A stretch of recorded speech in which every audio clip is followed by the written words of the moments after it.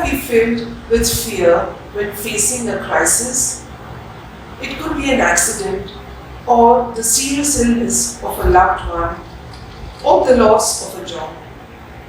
Why do we start doubting God at such times, even though we have felt His nearness in prayer during Mass and so on?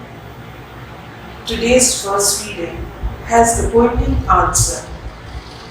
It is because we are unconvinced of God's faithfulness. When we are not sure of something, we will always be yes and no.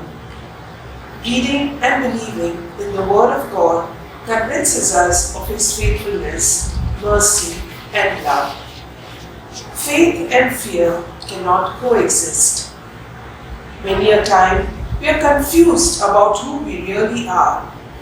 Although God says so many beautiful things about us, His beloved children, we still have low self-esteem.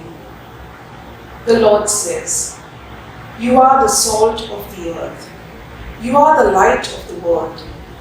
We need to be confident of what God is saying and never doubt our spiritual potential. If we accept that we are God's light, we will boldly stand up and guide others to Him.